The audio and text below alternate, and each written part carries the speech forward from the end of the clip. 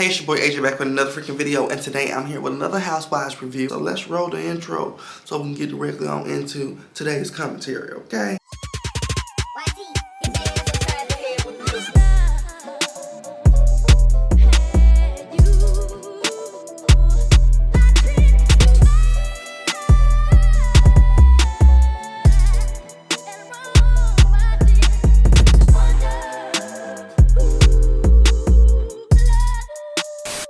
So this week's episode opens up with Shamia sitting in her home speaking with Brent and Angela.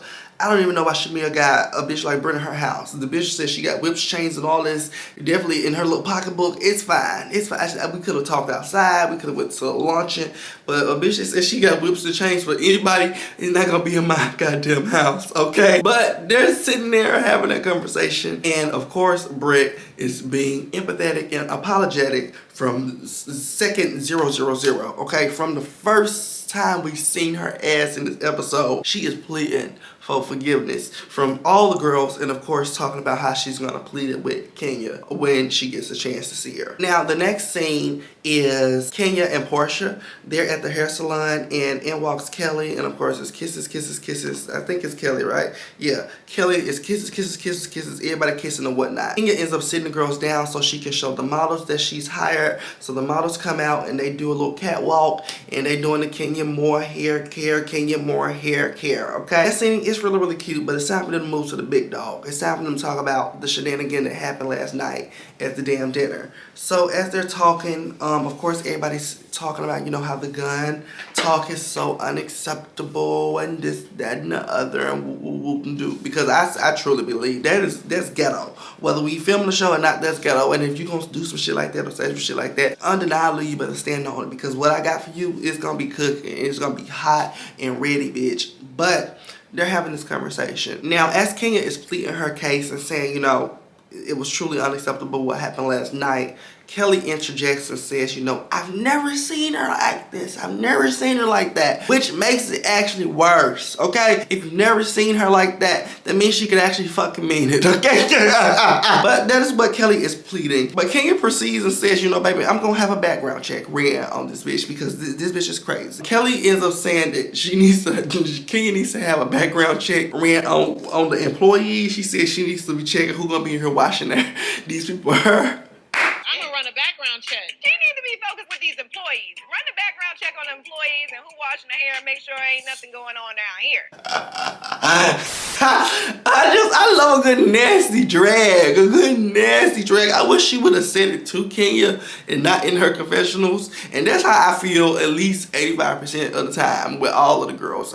Summertime, I feel like their best drags most of the time be in the confessionals, and I wish they were quick on their feet like that in person. For the most part, some of them are quick on their feet, but they ain't as good as they are in the confessionals as, you know, the live scene that was shot. So any which way that happens, moving right along to the scene with Portia and Brit, okay? Table for two. Now, all over social media, they have been saying this scene had been filmed after the shenanigan that happened at the salon opening, and I can kind of see why, because if you're paying fine attention to it, it kind of does look green screened in. It kind of looks like they're on the same set they're on for the confessionals, and I absolutely hate that they're using green screens for the confessionals now. I miss when it was the backgrounds of these young ladies' homes in like an actual photo, like the other seasons they were filmed either in the home and the background was blurred, or they either took a picture and printed out a background and put it behind. I hate the green screen look. Mind you, I'm sitting in front of the green screen right now, but I feel like with them showing their whole entire body with these fucking big ass chairs and big ass dresses, it don't need to be no fucking green screen, because it's too much. You can see like the alignment outside. It's bothering my fucking eye. Moving on to Brent and Portia, okay? They're sitting at this table, and Brent, of course, like I said, from the beginning of this episode to the very last minute of it, she's serving apologetic. She's telling Portia, you know, like, I didn't mean that last night with Kenya, and I'm gonna come to her hair salon and I'm gonna offer up, you know, the olive branch. The olive branch has to be the term of the season. But she's saying that she's gonna come and see Kenya's, you know, event later on and offer up an olive branch because that's not like her, and she really don't know what got into her last night. Somebody called her, girl. What got into you was motherfucking Andy Cohen. He got into your ass, girl. Somebody called her Brent and said, bitch, next time these cameras are stuffed in your face, you need to do some fixing. And bitch, and she came and did some fixing, baby. She came and did some straightening, honey. She got some straightening. She got some straightening going on. But in this conversation, Brent does say, you know, she's apologetic for how last night unfolded, but she does feel targeted by Kenya. What do you mean by that? Explaining to Portia, you know, that's why things kind of escalated the way they escalated. But Portia does interrupt and say, Brit, that I feel like you have like a preconceived notion. That's what she said. She said, I feel like you have a preconceived notion of Kenya because you, of course, may have seen how she acted with other people on the show and this and the other. But they're having this open-ended discussion about the things that have been occurring over the last couple of weeks with Kenya and Brit, okay? So that is that conversation. The next scene is Charles and I want to call her LaToya Luckett Angela. I know LaToya Luckett is nasty. Charles and Angela are the next scene. Like I spoke about, every time I see them, it feels like the husband is so disinterested in what's going on. And of course, he's super disinterested in today's conversation because she's trying to catch him up with the shenanigans that happened the night before at the restaurant with Kenya and Brent. But you know, he don't give a damn. He's doing, I think he washing and cooking and cleaning. He doing whatever the fuck he doing, okay? He don't give a fuck. And I just like, god damn, bitch. I don't know what's going on with these new bitches' husband because her husband don't give a fuck. And then I feel like Brent's husband is gay. I just don't know. I don't know what's going on with the husbands, honey, but the husbands are not husband. But any which way, this bitch is catching her husband up from the tea last night. But moving on to the actual main event of this episode. Cynthia is the first person that arrives at the hair salon opening. Cynthia walks the carpet, she takes her picture, she comes on in, and she speaks with Kenya. No, Kenya's not there. I don't think Kenya's there yet. As Cynthia's coming on in, they flash us over to Brent getting into the car, and she's getting into the car. She has her flowers, she has her card, and she's headed over to Kenya's event. Back at the damn event, honey, the girls are tipping through, okay? We have the girls tipping through in their wigs, these big elaborate wigs. I don't know what's going on, but the girls are tipping through in their wigs. The rest of the girls start arriving one by one to Kenya's party, and it's a great opening for the most part. It's looking like the night's gonna be great, okay? Angela ends up pulling Kenya to the side and basically telling Kenya, like, look here, I understand how last night unfolded. It was totally unacceptable, and I do stand by you. While Angela is talking to Kenya, we have Portia pulling Cynthia aside in the front and just catching Cynthia up because Cynthia's been gone, honey. She's been living her best bi-coastal life, and she missed all of the hoedown last night. So Portia is catching her ass up. Now, Brit finally arrives, okay, with her flowers and her +1, and they march on in. They flash the camera over to Kenya, and the smirk Kenya has on her face. Hey, how are you?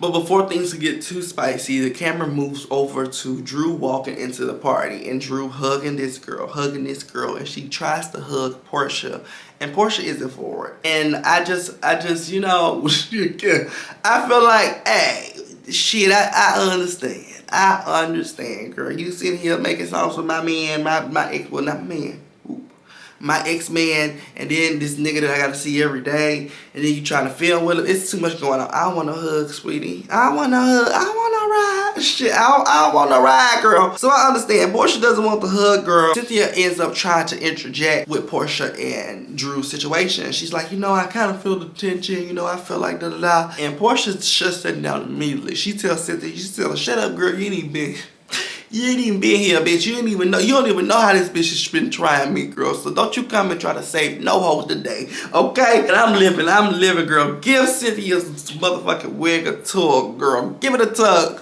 Anyways, it's time to move to the actual bam wham thank you ma'am of the episode, okay? Brit has the flowers. She tries to give them to Kenya. Kenya, she does acknowledge Brit. She said, oh, hey. And she does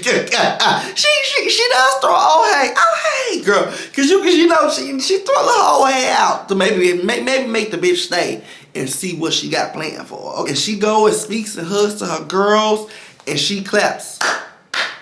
Can I have everybody's attention. And she goes into a monologue like no other, okay? One hell of a way to go home and go out. I say, you know, at least they gave her, you know, the last couple of minutes of her episode. You know, I hate for her to be fired and it be condemned down to 8 minutes. So I'm happy that she got the time that was allotted, okay? They didn't cut her speech. They gave her speech, okay? So she does her speech and she drags and she drags and then she moves into her PowerPoint presentation after, you know, announcing that she's done some research. She says, who is this hoe? Yeah. Who this bitch is?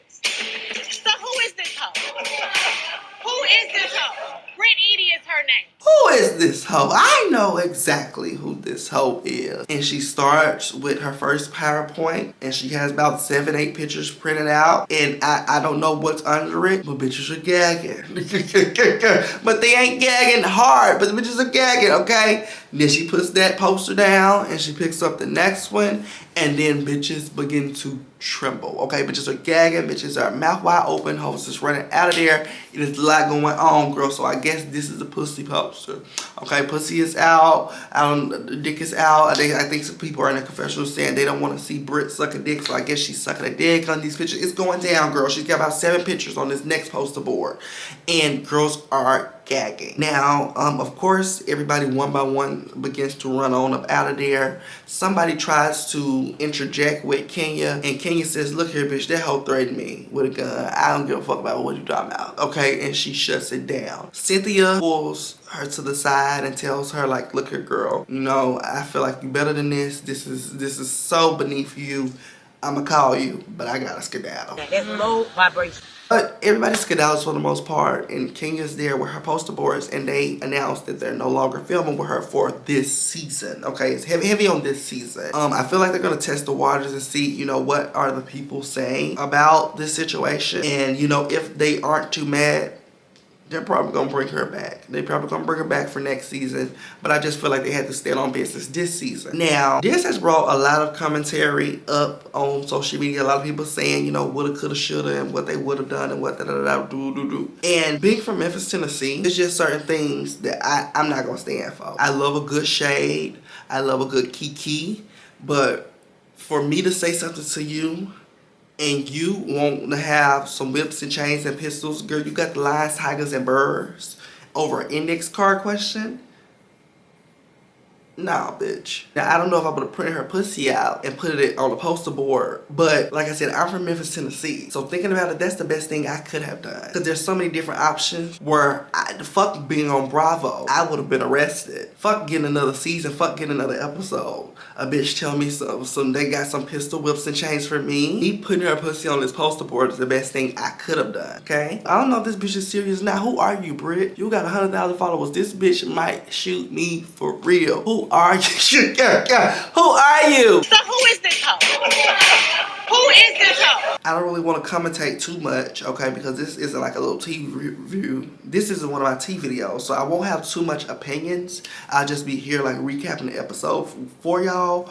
But like I said, I'm a nigga from Memphis. It would have went down a little nastier than Kenya had it going down. Talk that tea.